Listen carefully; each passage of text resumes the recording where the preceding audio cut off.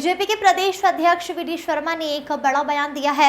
उन्होंने कांग्रेस पर आरोप लगाते हुए कहा कि कर्नाटक में आईटी की रेड द्वारा 42 करोड़ रुपए बरामद किए गए थे। इन पैसों को मध्य प्रदेश और छत्तीसगढ़ में खपाने की तैयारी थी। आगे उन्होंने कहा कि पीएम मोदी ने कहा था कि कांग्रेस अगर किसी चीज की गारंटी है तो वह भ्रष्टाचार की गारंटी है। आज उनकी यह कही हुई बात 100% सच साबित हुई है। वी डी शर्मा ने कांग्रेस पर आरोप लगाते हुए कहा कि कर्नाटक में आईटी की रेड में 42 करोड़ रुपए मिले थे। यह कमीशन राशि चुनाव के लिए एकत्रित की गई थी। इन पैसों को मध्य प्रदेश छत्तीसगढ़ में खपाने की तैयारी की जा रही थी। वी डी शर्मा ने पूर्व सीएम और कांग्रेस पीसीसी चीफ कमलनाथ पर भी जमकर प्रहार किया। उन्होंने कमलनाथ को कांग्रेस सरकार के भ्रष्टाचार का एटीएम बताया। उन्होंने कहा कि एमपी में कमलनाथ सरकार में कमीशन का पैसा जब्त हुआ था। Bureau report. छीन करके जो भ्रष्टाचार के इन्होंने अड्डा बनाया था। एक बात तो आज मैं आपके सामने लाना चाहता हूं। श्रीमान बंटा ढार दिग्विजय सिंह जो लगातार इस प्रयास में हैं कि जो 2003 से पहले मध्य प्रदेश को बंटा ढार कर दिया था, दुरावस्था का दौर था, मानना नहीं चाहते दिग्विजय सिंह फिर इस मध्य प्रदेश को दुरावस्था के दौर में मैं ले जाकर के छोड़ूंगा। ये लगातार इस काम पर जुटे हैं। इनका ट्वीट आप पढ़िए। ट्वीट के अंतर्गत भारतीय जनता पार्टी की सरकार ने हमारी बहनों के सशक्तिकरण के लिए, समाज के सशक्तिकरण के लिए, महिलाओं के सम्मान के लिए लाडली बहना योजना जो माननीय मुख्यमंत्री जी ने मध्य प्रदेश के अंदर शुरू की, जो कहा वो किया, तो कांग्रेस के पेट के दर्द, कितना पेट में दर्द है कि आपने जो कहा वो क्यों किया। क्यों बहनों को 1000 रुपए, फिर 1250 रुपए।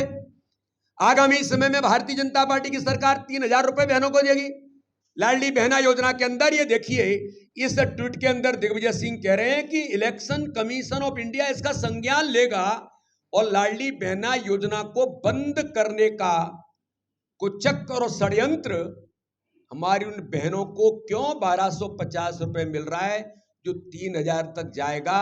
ये दिग्विजय सिंह का ये ट्वीट कहता है कि हमारी उन बहनों के हक और अधिकार को वो छीनना चाहते हैं।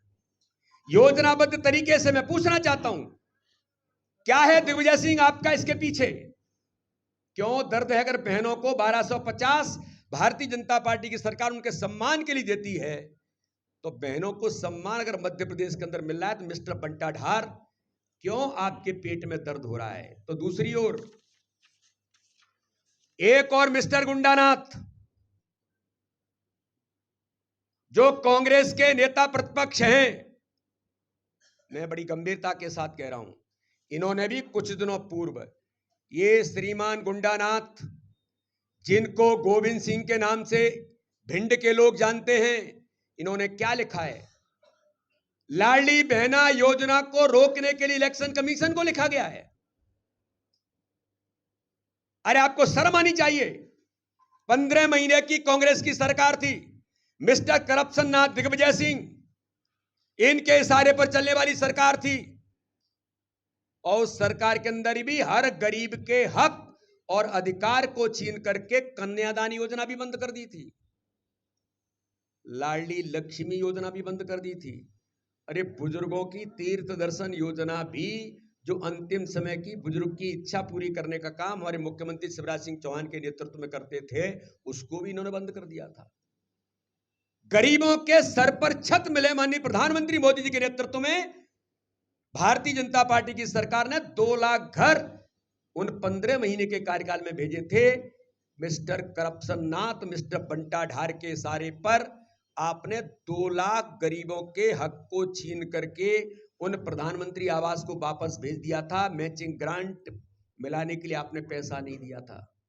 अरे आपके पास पैसा नहीं था, लेकिन हमारे मुख्यमंत्री के पास पैसे की कमी नहीं है, क्योंकि आप कमीशन खोर हैं, आप भ्रष्टाचार में लिप्त थे। हमारी सरकार ने उन गरीबों को जो आपने उनका अधिकार और हक छीना, जब भारतीय जनता पार्टी की सरकार बनी तो आज मध्य प्रदेश के अंदर लाखों गरीबों को घर देने का काम माननीय प्रधानमंत्री नरेंद्र मोदी जी के नेतृत्व में मध्य प्रदेश को दिया है। मैं पूछना चाहता हूं, 248 करोड़ रुपए जल जीवन मिशन के अंदर घर घर तक पानी पहुंचेगा।